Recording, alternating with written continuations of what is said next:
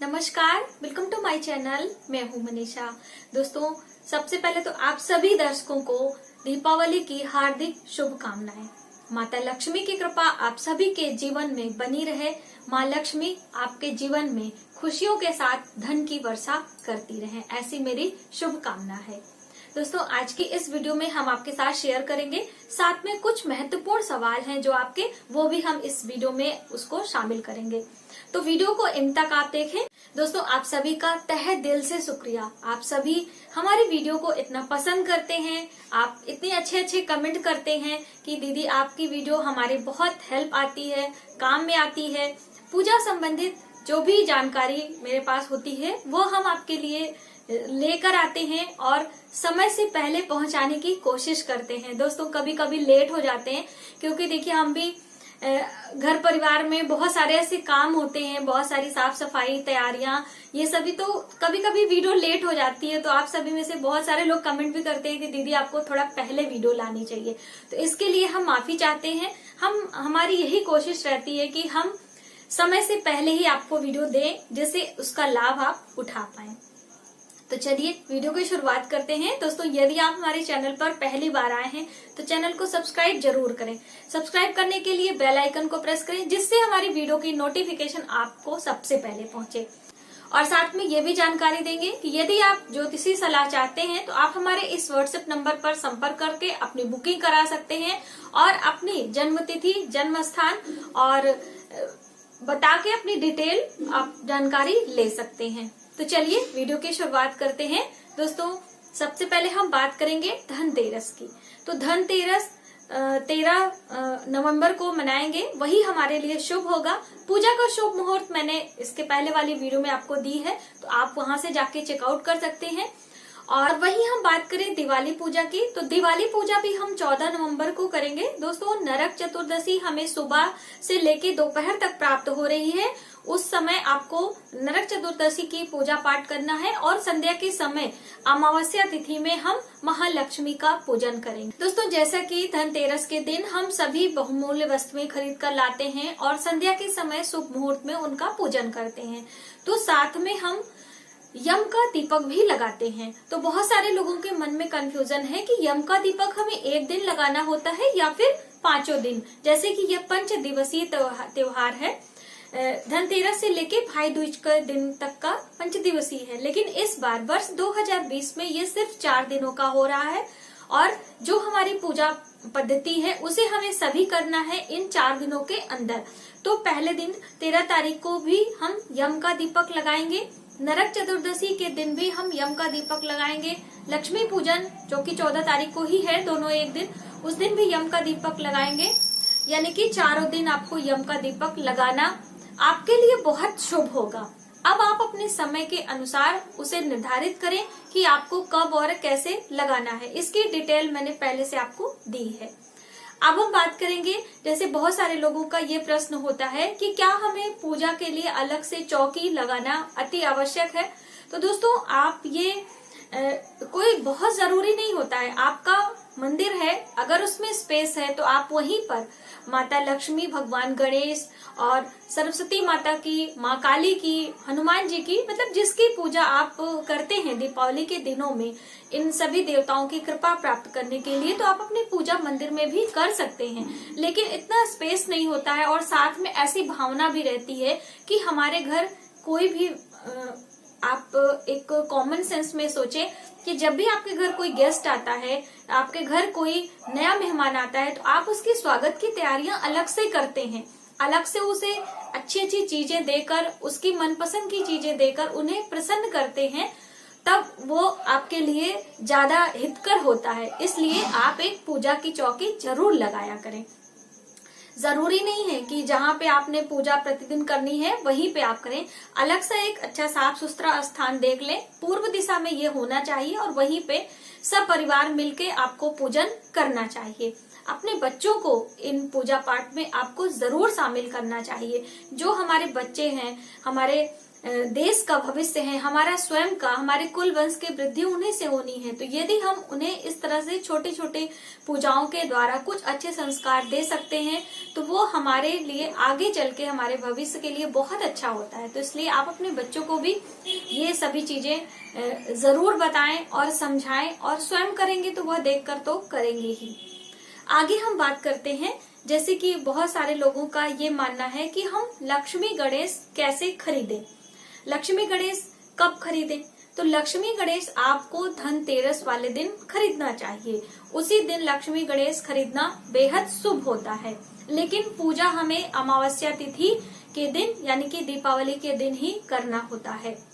आप सिर्फ खरीद कर लाएंगे और उसे कहाँ रखेंगे? अपने घर के ईशान कोण में यानी पूर्व दिशा के कॉर्नर में आपको सभी चीजें जो भी आप धनतेरस के दिन लेकर आते हैं वहां पे आपको रखना है, और फिर दीपावली वाले दिन सभी चीजों को लेकर आपको इस्तेमाल करना है। और जो बर्तन वगैरह आप लेकर आते हैं उस दिन उसमें आप शुद्ध गंगा जल से उसे साफ करके हल्दी चंदन का टीका लगाएं, धूप दीप दिखाएं, यानी कि वह लक्ष्मी है एक प्रकार के, तो आप उसका पूजन करें।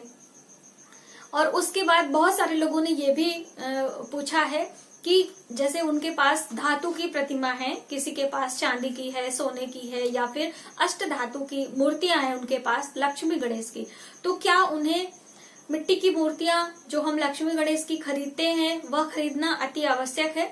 तो बिल्कुल भी नहीं दोस्तों, आप बिल्कुल भी चिंता ना करें, भ्रम में ना रहें। आपके पास जो भी धातु की मूर्तियां हैं, सोने की, चांदी की, अष्ट धातु की, आप उन मूर्तियों को साफ कर लें।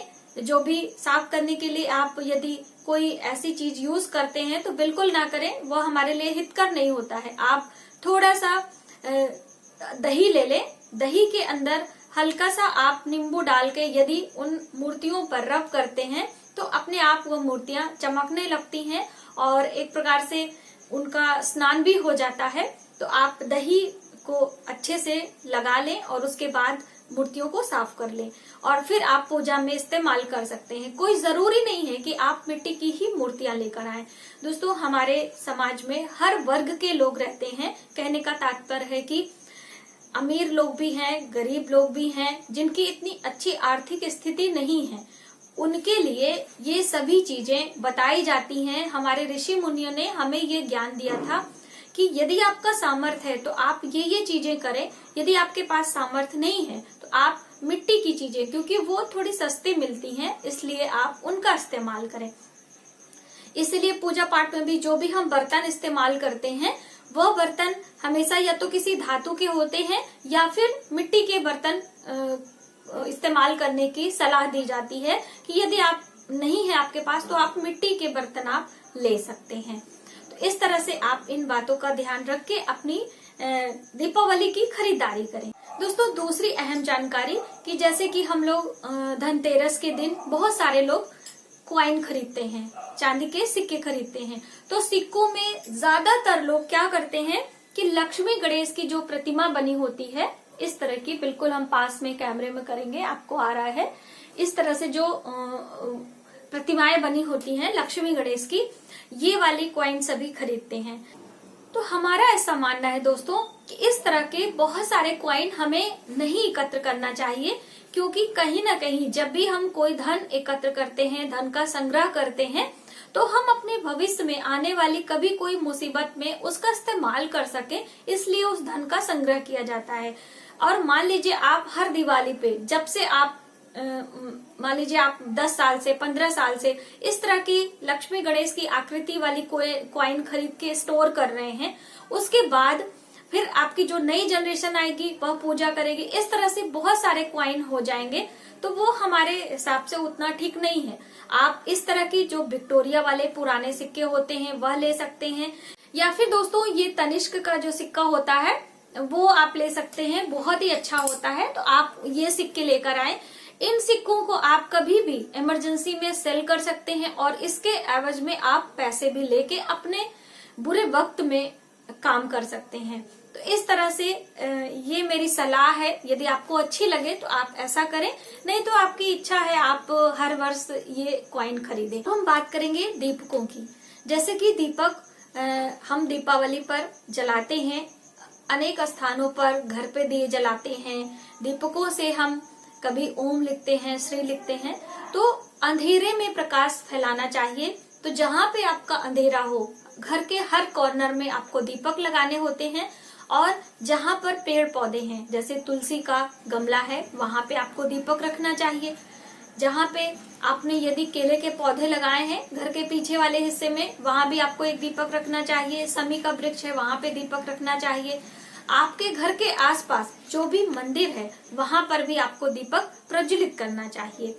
इन सब स्थानों पर दीपक प्रज्वलित करने से हमारे जीवन में भी प्रकाश होता है। जब भी हम अंधेरे में प्रकाश की व्यवस्था करते हैं, तो ईश्वर हमारे जीवन में प्रकाश फैलाते हैं। तो इसलिए आप इन सब स्थानों पे जरूर दीपक प्रज्वलित करें, लेकिन ध्यान रखें कि उन पेड़ पौधों को कोई हानि ना पहुंचे। दोस्तों, दीपक की बात चली है तो एक बात याद आ रही है कि जब भी आप शिव मंदिर जाएं, जैसे शिव मंदिर में लोग दीपक जलाते हैं, तो वहां पे थोड़ी सी दूरी बना के आपको दीपक प्रज्वलित करना चाहिए, क्योंकि जो सर्प होते हैं उन्हें अग्नि से भय लगता है। इसलिए जब भी आप शिव मंदिर जाएं तो दीपक थोड़ा सा दूर प्रज्वलित करें। अगला क्वेश्चन था आप सभी का ही कि जैसे आप सभी मंदिर जाते हैं और मंदिर में जो पुजारी होते हैं वह माला, जो भगवान के गले में हार होता है, उनके चरणों का जो पुष्प होता है, वह हमें प्रसाद स्वरूप देते हैं। तो उसे हमें क्या करना चाहिए, कहाँ रखना चाहिए, कैसे उसका हम उपयोग करें या फिर क्या करें, कई लोगों को नहीं समझ में आ रहा था। तो दोस्तों, आपको जब भी इस तरह का अवसर मिले, यानी कि ये हर लोगों को ये चीजें नहीं हो पाती हैं, हर लोगों के ऊपर ईश्वर की कृपा नहीं होती है, तो जब भी आपको इस तरह का उपहार मिले तो आप उसे पहले स्वयं प्रणाम करें, आंखों से लगाएं, नतमस्तक हो उसके सामने। उसके बाद अपने पूरे परिवार को उसको प्रणाम कराएं और अपने घर में कहीं सुरक्षित जगह उसे रख दें। यानी उसका ऑरा, उसका जो पॉजिटिव एनर्जी है, आपको उसे लेना चाहिए। करीब 24 घंटे तक वह आप उसे अपने पास रखें। यदि पुष्प है, मान लीजिए कभी कभी पुष्प मिल जाता है, तो आप अपने बच्चों के तकिए के नीचे रख दें इस तरह से। और उसके बाद फिर दूसरे दिन 24 घंटे के बाद में उसका प्रभाव कम हो जाता है और फिर उसे आप विसर्जित कर दें। तो विसर्जित करने के लिए एक खाली गमला आप अपने घर में जरूर रखें और उसमें प्रतिदिन के जो भी आपके घर में फूल माला वगैरह चढ़ता है उसमें डालें और थोड़ी सी मिट्टी डाल के रखें। कुछ दिन बाद वो खाद के रूप में परिवर्तित हो जाता है और फिर आप उसे अपने गमलों में इस्तेमाल कर सकते हैं। तो इस तरह से फूल का अपमान भी नहीं होता है और आपके घर में एक अच्छी खासी पौष्टिक खाद तैयार हो जाती है। तो इस तरह से उन पुष्पों का आप इस्तेमाल करें। अगली बात दोस्तों, आप सभी ने बहुत सारा कमेंट किया था कि जो माता रानी को चुन्नी, जैसे कि कभी कभी हम उन्हें आसन के रूप में देते हैं या चौकी पे बिछाते हैं, या फिर भगवान को जैसे अभी नए दीपावली पे हम लोग देवी देवताओं के लिए कपड़े वस्त्र लेकर आते हैं और फिर जो चुन्नी होती है उसे भी लेकर आते हैं। तो पुराने वर्ष में जो चुन्नी होती है उसे हम क्या करें, तो उसे आप क्या करना है, जैसे फटी है तो आप उसे विसर्जित कर दें। कुछ दिन बाद वो मिट्टी में सड़ बढ़ जाती है, क्योंकि फटी पुरानी चीजें हम भगवान के लिए फिर से इस्तेमाल नहीं करते हैं। और जो चौकी पे बिछाया हुआ कपड़ा रहता है उसका इस्तेमाल आप मंदिर की सफाई करने के लिए और भगवान का मुख पोंछने के लिए, शाम को संध्या वंदन हम जब करते हैं तो सबसे पहले भगवान के माथे पे जो भी चंदन वगैरह लगा होता है उसे साफ करते हैं, तो उसके लिए उन कपड़ों का इस्तेमाल। या फिर जब भी आपको कहा जाता है कि इसकी पोटली बना के आपको अपनी तिजोरी में रखना है, तो वही कपड़ा आप इस्तेमाल कर सकते हैं। और जैसे नारियल भी बहुत सारे लोगों ने पूछा है कि लास्ट ईयर का जो नारियल है या सुपारी है या फिर हल्दी है, जब भी हम पूजा पाठ करते हैं तो ये सभी चीजें शुभता के लिए हम अपनी तिजोरी में रखते हैं। अब तिजोरी तो इतनी बड़ी सी है और हर वर्ष हम इतना चीजें रखते जाएंगे तो फिर हमें एक दिन स्थान वहां पे कम हो जाता है। तो ऐसे में आपको करना क्या है कि जैसे अभी दीपावली के समय आपको श्रीफल रखना है, हल्दी रखना है, तो जो लास्ट ईयर का आपने हल्दी रखा है, इलायची रखा है, लौंग रखा है, सुपारी रखा है, वो सभी चीजें आप निकाल लें। उसका ऑरा अब समाप्त हो जाता है, एक वर्ष से अधिक उसकी पॉजिटिव एनर्जी नहीं रह जाती है। तो आप क्या करें, हल्दी है तो आप अपने किचन में इस्तेमाल कर लें। कभी कभी बच्चों को चोट वगैरह लग जाती है तो उसे घिस के आप वहां पे चोट पे लगा दें, या हल्दी वाला दूध आप पीना चाहते हैं तो उसका पी लें।